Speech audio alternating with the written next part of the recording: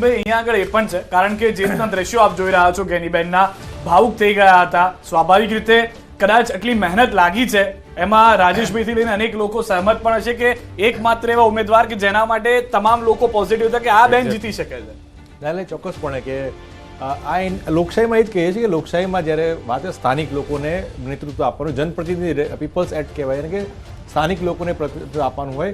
પંચાયતથી શરૂઆત કરેલી જર્ની આજે પાર્લામેન્ટ સુધી પહોંચી જાય છે. ત્યારે ભેટી રહ્યા છે એ બળદેવજી ઠાકોર છે, જેમને સ્પષ્ટ ના પાડી કે હું ઇલેક્શન એટલા માટે નહીં લડું કે કારણ કે હું બાકીની સીટો પર કામ કરવા માંગુ છું. આટલું સકારાત્મક રીતે કોંગ્રેસનું વાતાવરણ હોય છે કે અમે લોકો માટે સીટ છોડીએ છીએ. જેમ આદરણીય સોનિયાજીએ પણ કીધું કે હું પીએમ નહીં બનું, એમ અમારે છોડવાની ભાવના હોય છે. અને એ જ વાત અત્યારે જે જીતના દ્રશ્યો જોઈ રહ્યા છીએ એ સ્પષ્ટ દર્શાવે છે કે એમની કરેલી મહેનત, કાર્યકર્તાઓએ કરેલી મહેનત અને કોંગ્રેસના સંગઠને જે પ્રકારે શંકર ચૌધરીની વાત આવી કે અલગ અલગ સહકારી મંડળીમાં એમની પોતાની બેઠકો કરીને કામ કરી રહ્યા છે, ત્યારે કોંગ્રેસે પ્રેસ કોન્ફરન્સ કરી, કોંગ્રેસે ઇલેક્શન કમિશનમાં દબાણ કર્યું અને પછીનો આખો માહોલ બદલાઈ ગયો. એટલે આખું સંગઠન એક જગ્યાએ કામગીરી લાગેલું હતું અને એના પછી જ આપણને રિઝલ્ટ આપણી સામે આવે છે. અને હું હજુ સ્પષ્ટ કહું છું, ગુજરાતની સુજ્ઞ પ્રજાનો આ જીત છે. જેમને વારંવાર કહેલી જે તક્ષશિલા કાંડ થયો હોય, હરણી કાંડ થયો હોય, આ બધા કાંડ પછી પણ જો એમ લોકો કહેતા હોય કે 5 લાખની લીડ મળશે અને અમે જે છીએ એને ચૂપ થાવ અને બેસી જવાનો સંદેશ આ ગુજરાતી જનતાએ આપ્યો છે. એ સ્પષ્ટ. મેં બંગાળની વાત કરી, બંગાળની જે ધરતી છે એ રિવોલ્ટની ધરતી છે. ત્યાં હંમેશા આ પ્રકારનો રિવોલ્ટની જે વાત કરતી હોય થતા હોય છે. ત્યાં ભાજપની લોકોએ ખોટી નેરેટિવ સેટ કરવાની વાત કરી, હિન્દુ મુસ્લિમ કરવાની વાત કરી, ત્યાં અલગ અલગ પ્રકારે એનઆરસીની વાત કરવામાં આવી, સીએએની વાત કરવામાં આવી. એટલે આ બધું લોકોએ ત્યાં નકાર્યું છે. આ સમગ્ર દેશમાં ખાલી એક વચ્ચેનો પટ્ટો જે કહી શકાય મધ્યપ્રદેશ છે, છત્તીસગઢ છે, રાજસ્થાન છે, એ હિન્દી બેલ્ટમાં જ એમનું હજુ પ્રભુત્વ થોડું રહ્યું છે. અને ગુજરાતની વાત કરીએ, બાકી બધી જગ્યાએ તમે સાઉથમાં જે કોંગ્રેસ પક્ષ પહેલાથી કહેતી આવી છે કે સાઉથમાં સાફ અને ઉત્તરમાં હાફ, એ જ પ્રકારના રિઝલ્ટ આપણી સામે આવ્યા છે. ઠીક છે દીપા. રાજેશભાઈ, સવાલ એ કે ગેનીબેન એવું જ કહેતા જોવા મળતા હતા કે મામેરું ભરજો, બનાસની બેન છું, અને બીજી તરફ કોંગ્રેસ તરફથી એવા આરોપો પણ મૂકવામાં આવતા હતા કે અમારા ખાતા ફ્રીઝ કરવામાં આવ્યા છે એટલે અમારી પાસે નાણાં નથી, અમે કેવી રીતે ચૂંટણી પ્રચાર કરીશું. એટલે શું એ જાદુ ચાલ્યો છે? એક ઇમોશનલ ટચ મહેસૂસ કરતા હતા મતદારો? એક વાત આમાં એ પણ એડ કરવા જેવી છે, ગેનીબેને ચીમકી પણ આપી હતી અધિકારીઓને કે જો હું આવી ગઈ તો તકલીફ થઈ જશે, અને હવે આવી ગયા છે. જીત્યા પછી પણ એમણે ચીમકી આપી. જીત્યા પછી એમણે એમ કીધું કે મારા મતદારોને ડરાવવાનો કોઈ પ્રયત્ન કરશો તો હજી ગેનીબેન જીવતી છે. આ એમણે જીત્યા પછી પણ કીધું. એટલે લોકોમાં શું થાય કે એને એમ લાગે કે આ મારા માટે લડવા માટે પર્સનલ ટચ. એટલે બીજી વસ્તુ એ છે કે 80-90 ના દાયકામાં આપણે આવી ચૂંટણી લડાતી જોતા, એ ચૂંટણીની યાદ અમને અપાય. અશોક ભટ્ટ મને યાદ છે, ખાડિયાથી વિધાનસભા લડતા હતા અને મજૂર યુનિયનના નેતા હતા જે તે વખતે. તો એ આવી રીતે જોડી લઈને નીકળે અને 5 માણસ હોય ઘરમાં તો એમ કે તમે 5 રૂપિયા આપો, તમે 5, એટલે હું આજથી મારા મતની ગણતરી શરૂ કરું.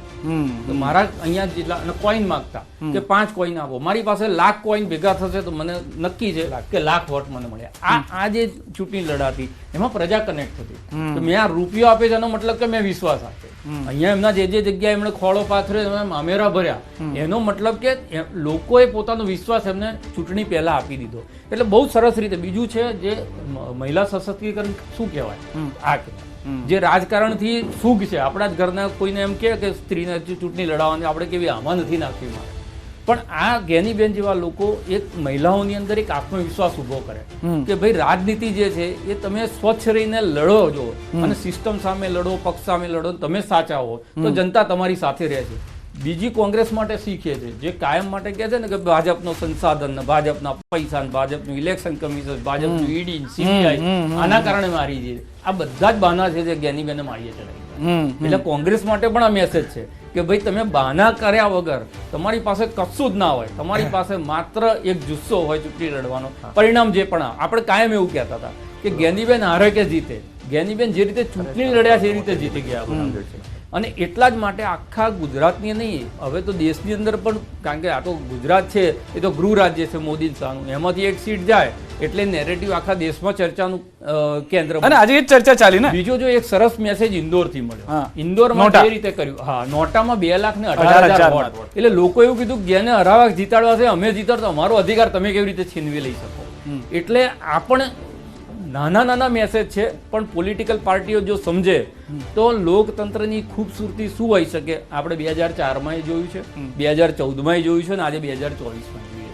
અને એટલે કાયમ કહીએ ને કે લોકો તો યાર હવે નથી બોલતા, અને લોકો તો આ સમસ્યાઓ પર ગમે તે મોરબીનો પુલ પડી જાય તો લોકો વોટ આપે છે. એ નથી, લોકોને જ્યારે જવાબ આપવો હોય છે એટલે કાલથી એક નવું નેરેટિવ આવી ગયું, કાલથી એક નવું આજથી જ નવું નેરેટિવ આવી ગયું છે હવે. બિલકુલ. અને આપણે કોંગ્રેસની બહુ ટીકાઓ કરી, અત્યાર સુધી કોંગ્રેસને સંભળાયું છે, પણ જરૂરી હતું ને. હા. અને બીજું જે ઈવીએમ ની આપણે વાત કરી ને, ઈવીએમ ની એક સરસ વાત કહું.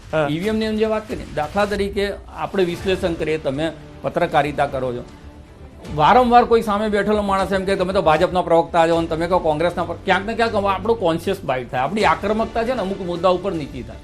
ઈવીએમ ઉપર વારંવાર સુપ્રીમ કોર્ટ સુધી ગયા, ઇલેક્શન કમિશન ઉપર સવાલ ઉઠાય, એના કારણે શું થાય, ઇલેક્શન કમિશન એક દબાવ અનુભવે. અને જે જગ્યાએ આખા દેશની અંદર થતું નથી હોતું, પણ જે જગ્યાએ કોઈક એવા કમ્પ્લીટ લોટો હોય, જેમ આપણે ધોળકામાં કર્યું હતું કલેક્ટરે, એવું જે લોકો કરતા હોય એના ઉપર એક પ્રેશર આવી જાય. અને દ્રશ્યો બધું કહી રહ્યા છે. હાલમાં જે દ્રશ્યો છે ગેનીબેનના, ભાવુકતાના દ્રશ્યો, જીતના દ્રશ્યો, 25 વર્સિસ 1ના દ્રશ્યો, કોંગ્રેસની જીતના દ્રશ્યો.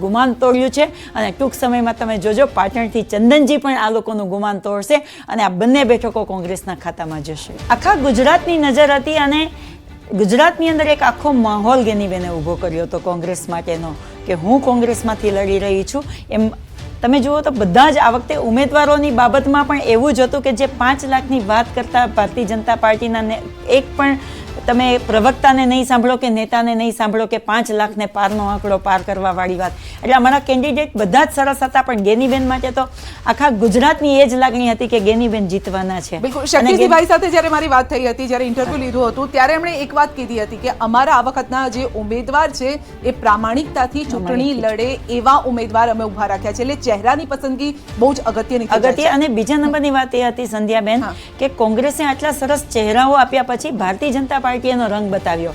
અમારા અકાઉન્ટને ફ્રીઝ કરી દેવાના, અમારી પાસે ફંડ ના પહોંચે એના માટેની તમામ કવાયતો કરવાની, અમારા જે ઘણા બધા પોલિંગ બૂથ એવા હતા કે જ્યાં કોંગ્રેસ તરફી વોટિંગ થવાનું ત્યાં ધીમું મતદાન થાય, એવી ઘણી બધી કવાયતો કર્યા પછી પણ જે આ લીડ મળી છે ને એ સૌથી મોટી વાત છે સંધ્યાબેન. અને આ એ લીડ છે જે ભારતીય જનતા પાર્ટી નરેન્દ્ર મોદી અને અમિત શાહના ગાલ ઉપર એક ખેંચીને માર્યો હોય ને તમાચો. બનાસકાંઠાની જો વાત કરીએ તો આખા પ્રચાર દરમિયાન આપણે જોયું છે કે આ જે હરીફાઈ હતી ગેનીબેન અને રેખાબેન કરતા ગેનીબેન અને શંકર ચૌધરીની વધારે દેખાતી હતી. તો શું આ જવાબ ત્યાં પણ મળ્યો છે? અચ્છા, કિશોર તુમર આપણી સાથે ફોન લાઈન પર જોડાઈ ગયા છે. બિલકુલ બિલકુલ. કિશોર, ત્યાંથી અપડેટ. તો બનાસકાંઠાથી જનતાને ગેનીબેનનું જે મામેરું મળ્યું છે અને કહી શકાય કે ગેનીબેને કીધું હતું કે મામેરું ભરજો. કિશોર, બનાસકાંઠામાં તમામ લોકોએ ગેનીબેનનું મામેરું ભર્યું છે તેવું કહી શકાય. ત્યારે કેવા દ્રશ્યો, કેવો માહોલ છે? કારણ કે જે બનાસકાંઠાની જનતા પાસે ગેનીબેન ઠાકોરે જે મામેરું માંગ્યું હતું તે મામેરું અત્યારે ગેનીબેન ઠાકોરનું ભરાયું છે અને એક અલગ જ પ્રકારનો જે ઉત્સાહ છે તે આ મતગણતરી સેન્ટર પર જોવા મળી રહ્યો છે. ગેનીબેનના સમર્થકો છે તે અત્યારે ગેલમાં આવી ગયા છે અને ગેનીબેનના સમર્થકોમાં ઉત્સાહનો માહોલ જોવા મળી રહ્યો છે. વહેલી સવારથી જ્યારે રેખાબેન આગળ ચાલી રહ્યા હતા ત્યારે ગેનીબેનના સમર્થકોમાં સોપો પડી ગયો હતો, પણ તે પછી જ્યારે ગેનીબેન આગળ થયા ત્યારથી જે ગેનીબેનના જે સમર્થકો છે તે સમર્થકો અત્યારે મતગણતરી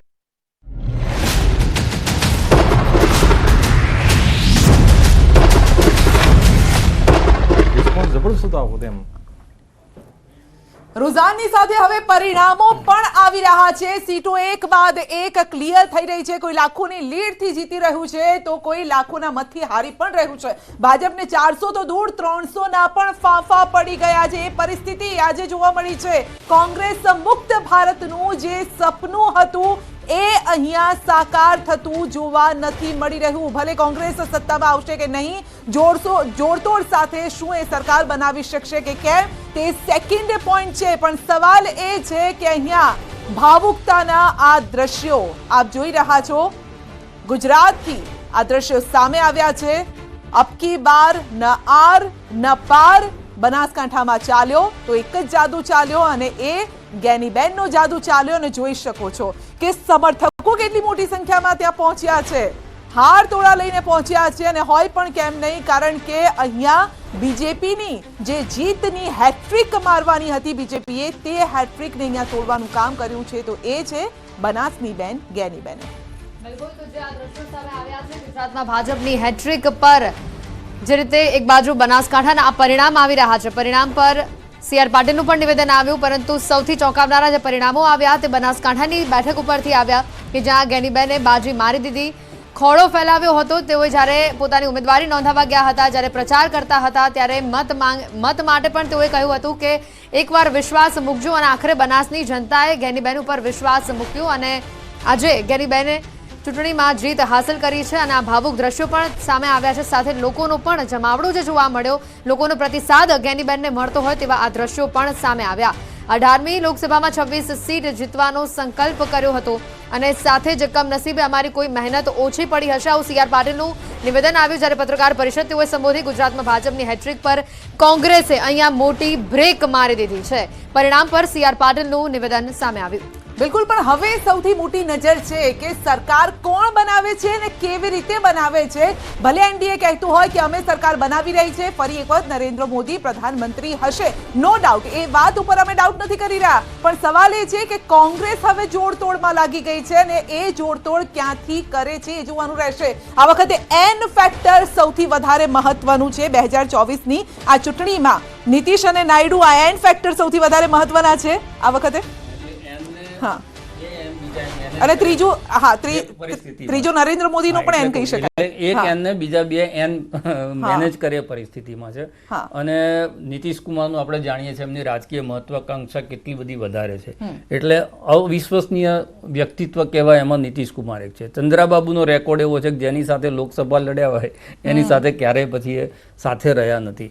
પણ જે રીતનો મેન્ડેટ છે એ મેન્ડેટમાં કદાચ ભારતીય જનતા પાર્ટી સત્તા નથી બનાવતી, તો ઇન્ડિયા ગઠબંધન પાસે પણ એટલી ફિગર નથી કે, અને એ લોકો જે વિચારધારાની બહાર મૂકીને બહારના લોકોને, નીતિશ કુમાર જેમણે હમણાં 3 મહિના પહેલા તમારી સાથે દગો કર્યો હોય, કદાચ એમની સાથે જાઓ તો એ સ્થિર સરકાર કેટલી આપશે એ મોટો. તેજસ્વી યાદવ પહેલા જ કહેતા હતા કે નીતિશ કાકા કંઈ પણ કરી શકે છે. હા, એટલે એ કરી શકે, પણ હવે તમારે વિચારવાનું છે. જે માણસ 3 મહિને પોતાની રાજકીય જે વિશ્વસનીયતા હોય બદલતા હોય, એમને તમે પાછા લાવો તો તમારી જે સરકાર છે એની સ્થિરતા ઉપર ફિગર આપી દઈએ. તો જે પરિણામો હવે સામે આવી રહ્યા છે, એનડીએ 297 સાથે આગળ જોવા મળી રહ્યું છે, ઇન્ડિયા અલાયન્સ 230 ઉપર અને અધરના ફાળે 16 સીટો જઈ રહી છે. અહીંયા 300 સુધી પણ આંકડો નથી પહોંચ્યો.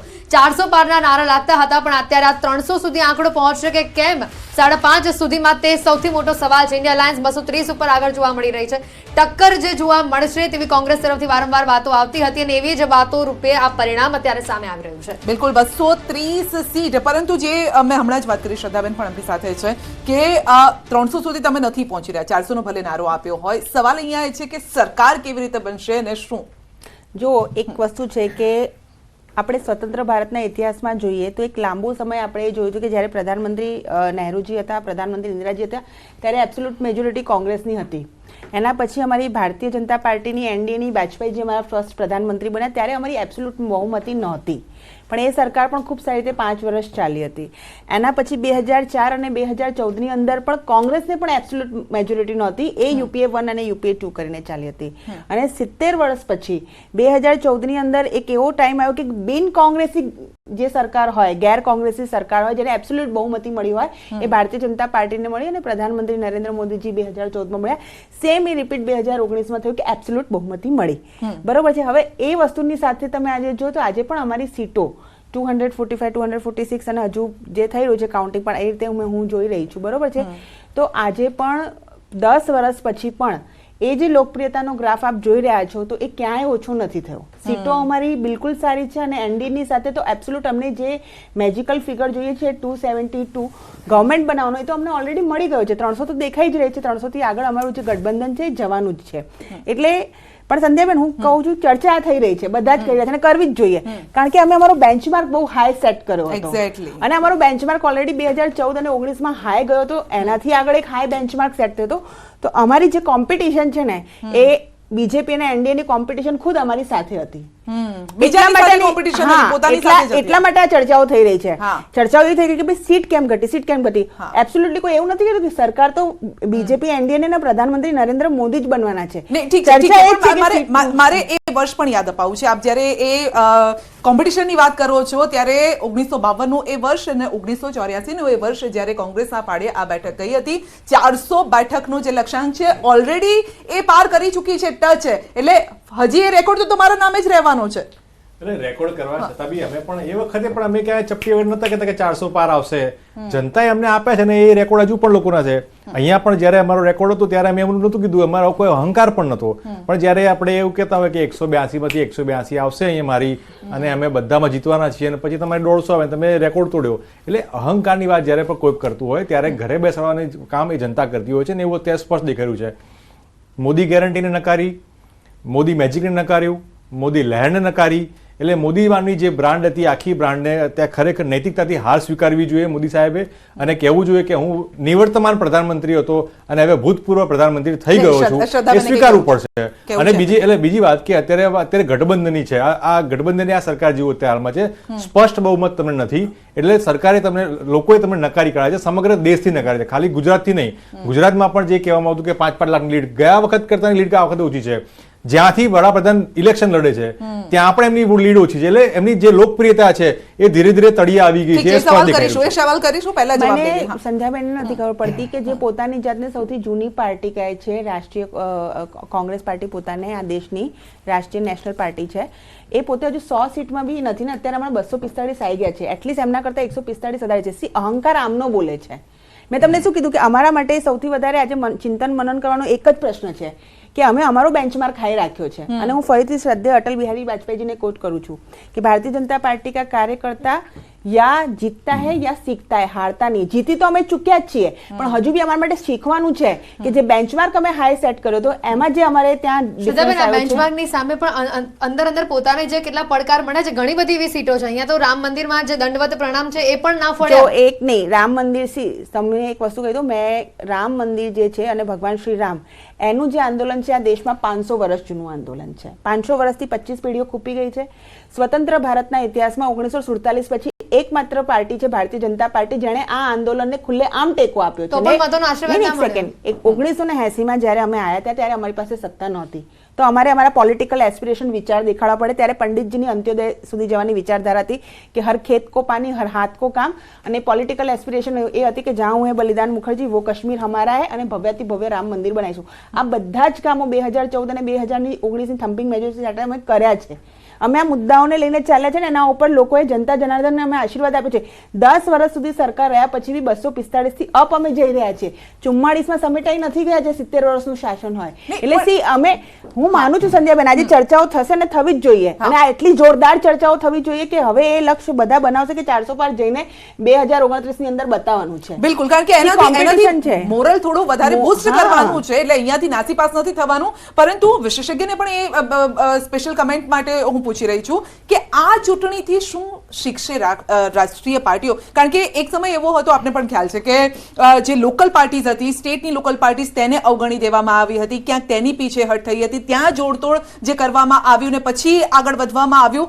ત્યાં આ વખતે આપ યુપી જોઈ લો, આપ બિહાર જોઈ લો, એવું છે કે સ્ટેટની જે લોકલ પાર્ટી છે એ આગળ આવી રહી છે. ભાઈ અમારા વગર તમારું કશું નથી થવાનું. જો એક તો જે શ્રદ્ધાબેને વાત કરી ને એમને દીનદયાળ ઉપાધ્યાયને યાદ કર્યા. આ એક કેડર બેઝ પાર્ટી હતી, સામૂહિક નેતૃત્વથી ચાલતી પાર્ટી હતી. તમામ કાર્યકર્તાઓ જે છે એ કાર્યકર્તાઓના પરસેવાથી આગળ વધતી પાર્ટી હતી, જેમાં કાર્યકર્તા પહેલા હતા અને નેતા પછી હતા. એ પાર્ટીના 2014ના એજન્ડા ઉપર 18 લોકોનો ફોટો હતો. એમાં દીનદયાળ ઉપાધ્યાય હોય, શ્યામા પ્રસાદ મુખર્જી હોય, વાજપેયી, અડવાણી બધાના ફોટા હતા. 2019ની અંદર 4 ફોટા થઈ ગયા. આ વખતે માત્ર 1 ફોટો થઈ ગયો. તો જે કેડર બેઝ પાર્ટી હતી એ પાર્ટી વ્યક્તિ બેઝ પાર્ટી થઈ ગઈ અને એ પાર્ટીએ વોટ પણ વ્યક્તિના નામે માગ્યા, ઉમેદવારના નામે માગવાના બદલે. એના કારણે જે કાર્યકર્તા હતો એ કાર્યકર્તાને એમ થયું કે ભાઈ આની અંદર મારું મહત્વ કેટલું. જો મારે મોદી સાહેબના નામે જ જીતવાનું હોય કે મોદી સાહેબના નામે જ જે છે એ રાજનીતિ કરવાની હોય તો એની અંદર મારા પોતાનો જે જનસમર્થન છે કે મારું પોતાનું જે કામ છે એ ક્યારે બોલશે? એક તો એ વાત